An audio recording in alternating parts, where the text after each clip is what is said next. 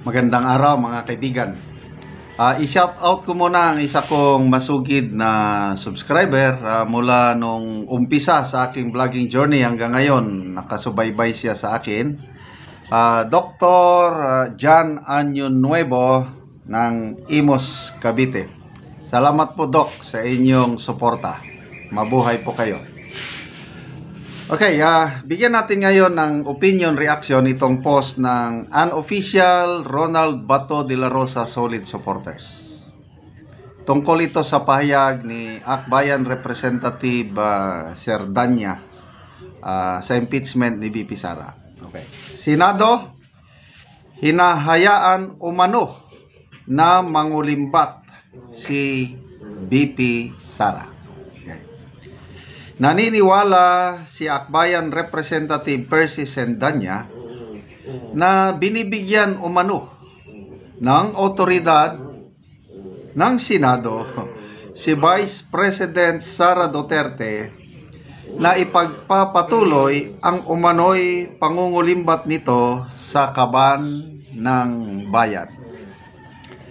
Ito ang kanyang statement, Kapag sila ay nag-vote lamang as Senate na may quorum to dismiss, tinalikuran nila ang kanilang constitutional mandate at binitray nila ang tiwala ng taong bayan.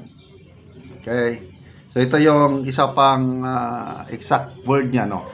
Binibigyan nila ng blanket authority si BP Sara Duterte na ituloy ang kanyang pagnanakaw sa kaban ng bayan.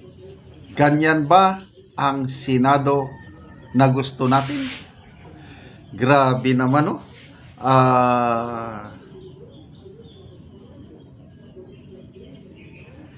Nag-judge na siya na talagang magnanakaw si BP Sara. Ang basihan nila, yung impeachment complaint, yung confidential funds, notice of disallowance pa lang yun. Hindi pa final. So, sila na ang naging hurado. Sila na ang naging judge.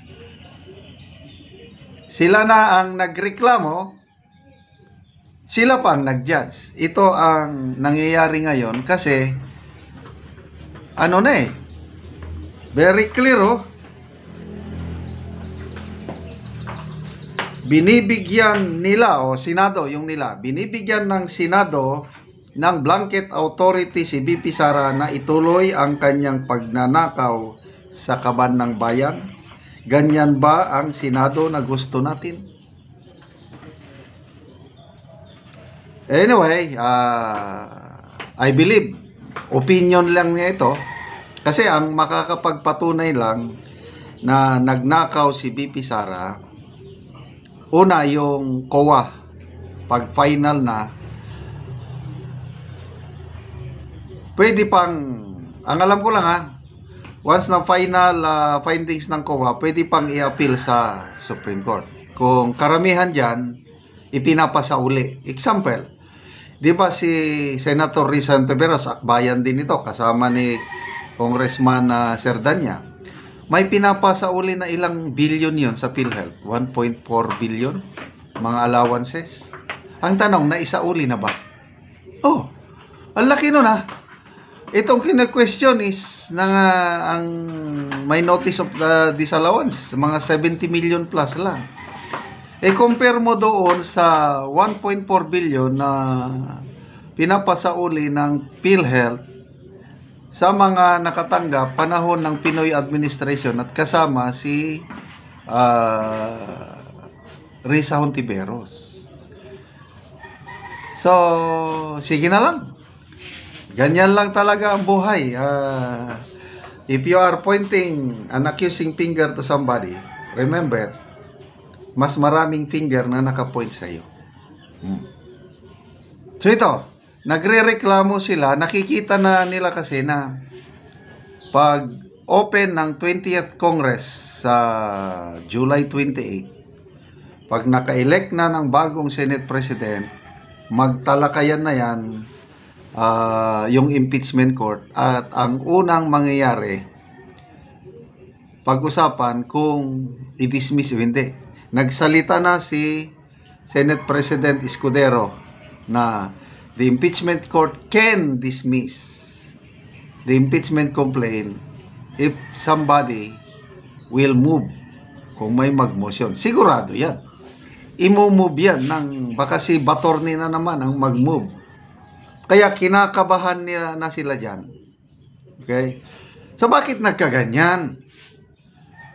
Kung inayos sana ng mga kongresista ang trabaho nila, bakit pinabot nila ng 4 na complaint? O, di ba?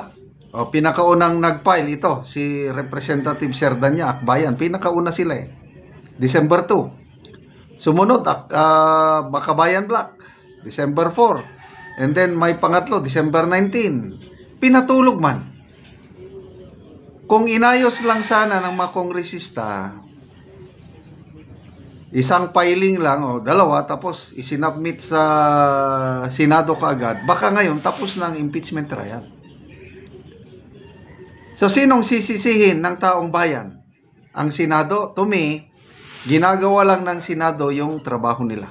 Yun ang nakikita ko. Yung 18 senators na bumoto na ibalik ang impeachment complaint sa Kamara at pinapasertify kung hindi ba nila na-violate yung 1-year ban rule, tama lang yun. Kasi 18 eh. Alam nga naman, hindi nag-iisip yung 18. Oh, so sino ngayon ang sisihin ng taong bayan? Mga senador? I'm sorry. To me, ang dapat sisihin ang Kamara. Bakit pinatagal-tagal pa nila? Tapos yung isinampa nilang complaint nung February 5, isinubmit last minute na. Eh bakit ganun? Oh, so ngayon natatakot na sila na i-dismiss kagad. Basta ang aking opinion, nakikita ko ang magiging Senate President pa rin si Senator Escudero, at ang Escudero Black at ang Duterte Black, 7 miyembro yan na according to Professor Malutikia, 7 sila na member ng Escudero Black, 7 rin itong Duterte Black, nagsanib pwersa yan, 14, kaya they can elect a Senate President in the person of Senator Escudero. Yun na, may mag-move na yan, move to dismiss, mag-o-object yan, talakayan, mamaya botohan, yun na, dismiss na, kaya iyakan na sila. Okay, salamat mga kaibigan sa inyong pagsubaybay sa ating channel. Nakakatulong kayo ng malaki sa tribong Talaandig ng Bukidnon. Ang income sa channel na ito is pantulong natin sa tribo. Namimigay tayo ng livelihood assistance sa tribo. Nagpapatanim ng sayote, saging lakatan at Arabica coffee. Panoorin nyo ang video na ito. Muna ni ang among saging lakatan nga namunga bisan walay abono. O mo ni ang among unang tanom nga saging lakatan. O tungod kay maayo ang yuta dinhi sa amoa, namunga bisag walay abono. So karon nananumi og lakatan nga ginaabunuhan. So mas nindot ang among ginaabunuhan kay tambok og dali pod siya nga mangunod so atong bisitaon. Og karon mao na ni ang among saging lakatan nga ginaabunuhan. So makita gid nato nga hapit na siya mamunga og mga dagko na pod siya. Og karon nagaabuno na pod mi. Kay para nga mas dali pa gyud mamunga ang among saging lakatan. Ingani nga pag-abuno nga amurang tabunan og yuta para nga dali siya nga mukuan sa punuan.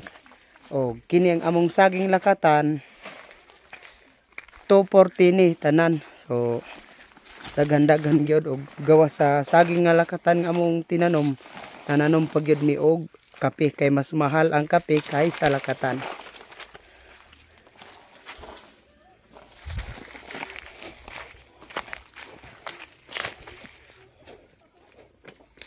Karon mo na ni ang kape nga among tanom pod.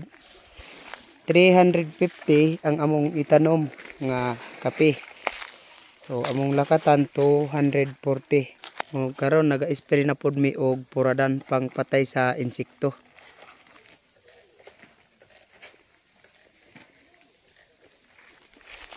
So salamat kaayo sa Ginoo og sa nagsuporta sa pagpananom namo og lakatan og sa pagsuporta sa kape nga among pagpananom og labi na sa abono nga aron dali mangunod ang among tinanom. So salamat kaayo sa nagsuporta ug ang Ginoo mo'y magapanalangin kaninyo. God bless.